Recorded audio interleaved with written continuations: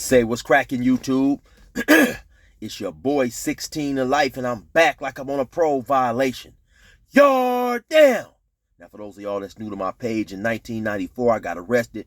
I was eventually sentenced to 16 years plus life, and I served 24 years straight in the California prison system, man. So, yeah, I know a little bit about the pen. I know a little bit about the streets, so on and so forth, man. So let's hop right up into this video. So y'all see the topic today, man. The dude GFace, right? So it's well known by now, if you pay attention to YouTube and you watch this type of content, that they saying that GFace was an informant, that he had told on several people. They say he told on some actually important people. You know, I don't really necessarily know if I believe that or not. And reason being, if that was the case, he definitely wasn't shying away from YouTube, social media, still claiming to be a gang member, so on and so forth, right? But it's not, this video is not necessarily about him per se, right? It's more of his type, dudes like him, right? And why it even strengthens my resolve to even stay away from YouTube beef even more, because you never know who you're dealing with, right? You never know who's who. When I first started doing YouTube, one of the hardest things, and it wasn't hard, but it was one of the harder things about YouTube, was to not bite on the comments, you know. And like I say, man, I've been fortunate enough to have a pretty respectful following. You know, from time to time you get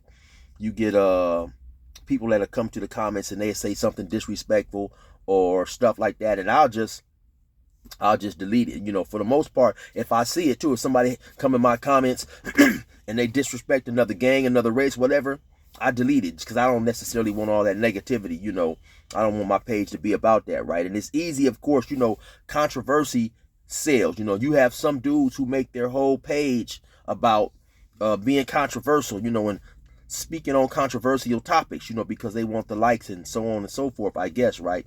But like I said, at the end of the day, I realized that when these dudes is making comments, first of all, I don't even know who these individuals are. You know, it may be somebody just playing games, it may be somebody high, you know, so who knows? You know, people trolling, so it's no need to bite on that type of energy, right? And then back with the dude GFace, right? What tripped me out now is the length that dude went through to portray himself as a gangster. You know, so I guess it's different, man. Just being caught up on this, on YouTube and the social media, is different. And I guess, like I say, see, when I got locked up, it was 1994. So I missed all that, you know, internet, social media type stuff, right? And real quick, I remember when I first got out, I was at basically what's called a halfway house or a transitional house. And I was going to this construction class to get, you know, certified to do construction. And so we taking a break, and I go to the bathroom, and there's two dudes up in there, two black dudes, man, probably in their mid-20s. And they're talking, they're having a conversation, and they're talking about how they don't like when they put up things on Facebook and their friends don't like their posts, and so they was gonna delete them.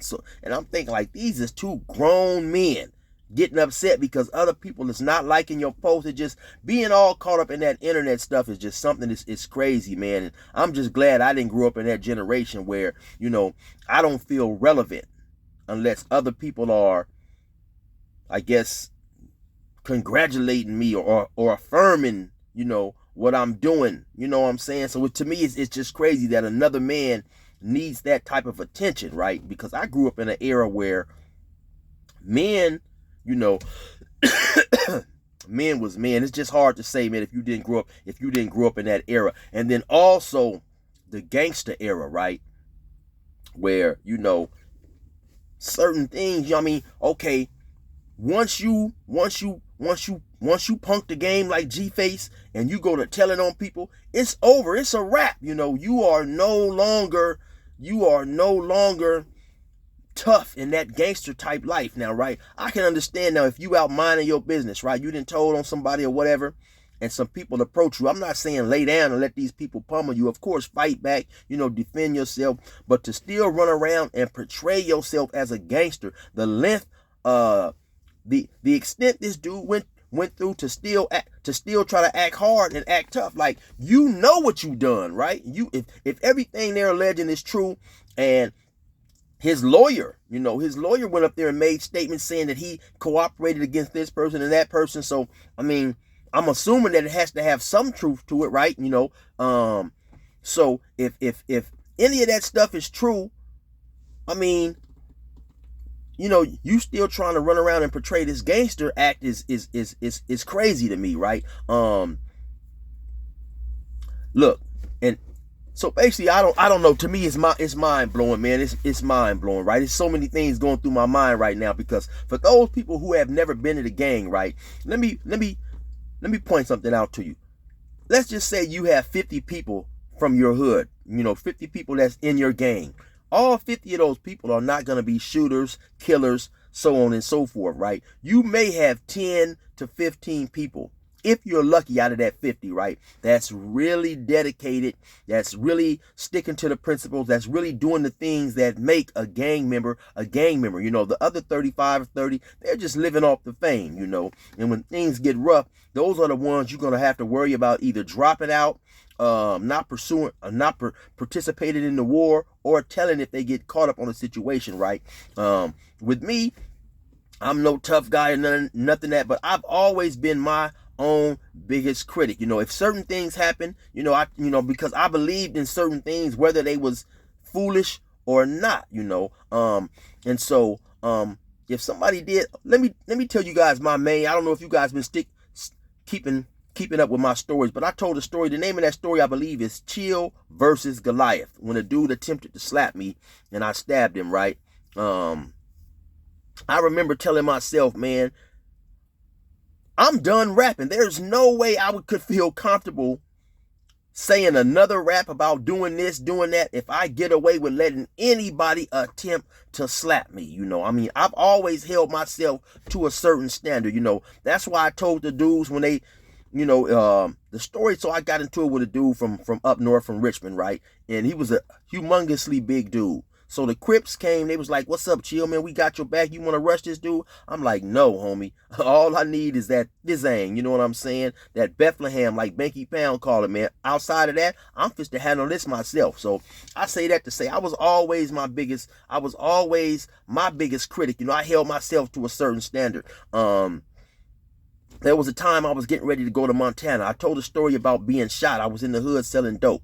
Maybe about a day or two before I happened to go to Montana, I found out through a dude who smoked drugs who let me know where the dude who shot me lived, right? Now, so I'm getting ready to go to Montana. It's like the day of, the night of, Now, I'm 18 years old. So I remember I went to the Del Amo Mall in Los Angeles, maybe about a week before. I bought some fresh Nikes and a few things and this and that. I had a little 25, but since I know I'm going to Montana, I want to take all the drugs. I want to take as much drugs as possible with me to Montana, right? So I had sold the shoes. I had sold my little 25, so I could purchase drugs to take with me to Montana, because when you go out of town, out of state, the prices of the products are much higher, so you can make much more money. So, but I still told myself there is no way I'm fit to go out of state, leave the city without going and getting me some get back on the dude that shot me, man. So I went up, I picked up a brick. I was outside my homie's house. I picked up a brick in the backyard, told my homie to drive me up there. I walked down there, knocked on the door. Just so happened to be somebody coming from across the apartment, across the street at the apartment, like the little, it's like apartments on the left, apartments on the right. And he wasn't the dude who shot me, but he was the dude that was in the car. I recognized. He went up to him and hit him in the head with the brick, right?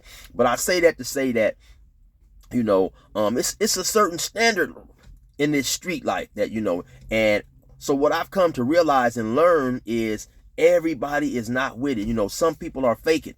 And so my whole point of saying all that is, that's why I tend to stay away from the beefing with dudes, because you never know who's who. Like I say once again, man, this dude GFace, he went through these extreme situations to put on this act, to put on this act like he was still hard, when you had betrayed the code. You wasn't what you were pretending to be. And so some of these dudes are just going to continue to fake it and continue to fake it. Now, he claims that he's a millionaire through his trucking business and so on and so forth, right?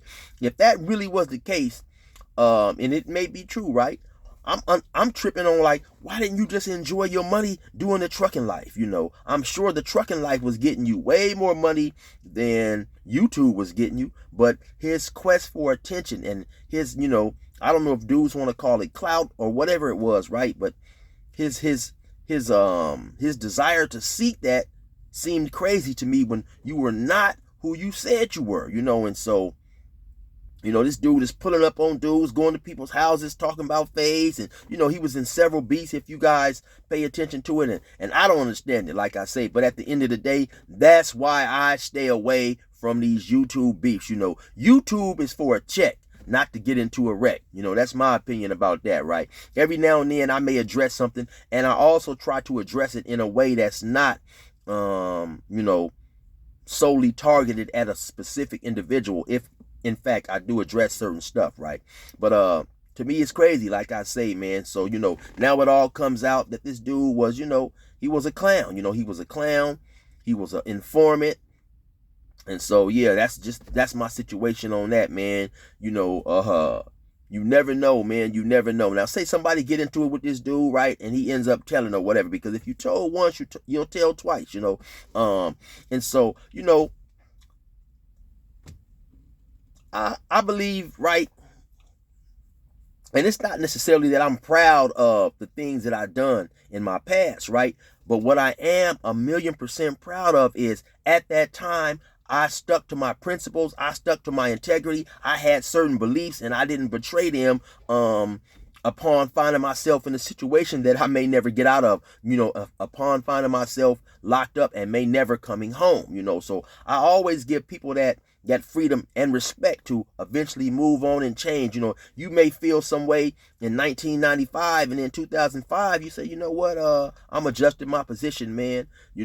I don't believe in that. But at that time you stuck to all those principles and the things that made up that belief system, right? So, if you can't be a good Crip, how you gonna be a good Muslim? If you can't be a good Crip, how you gonna be a good Christian? Because everything is foundation based, right? Everything has certain principles that go with it, right? And so my thing is, it's bigger than being a Crip or whatever. It's having a certain integrity that makes you who you are, and if you can't be disciplined in this part of your life, how you going to be disciplined in the other part of your life in the event you do go on to change? So it's not necessarily about what you're following. It's about who is following what, if that makes any sense, and being able to just be a man of integrity, right? If you tell me, I'm going to do something at a certain time and you do it, that shows me that you have integrity, right? And so, and it's bigger than that, but that's just a small snippet of what I was trying to explain. So anyway, that's the whole reason that I try to stay away from YouTube beef, right? It's several dudes on YouTube that do things that I disagree with. Dudes who claim they are gangsters or gang members or street dudes, and just their actions, they move in a weird way, right? And so, like I say, that's why I tend to stay away from that type of stuff. I'll probably drop another video a little later, man. But anyway, you already know what it is. A couple people that asked me my opinion on that, man. And, so once a couple of people asked, and then a couple of more people asked, I say, okay, well, this might be a video that, people want to have my opinion on. So anyway, you already know what it is. It's your boy 16 to life. Resume normal program.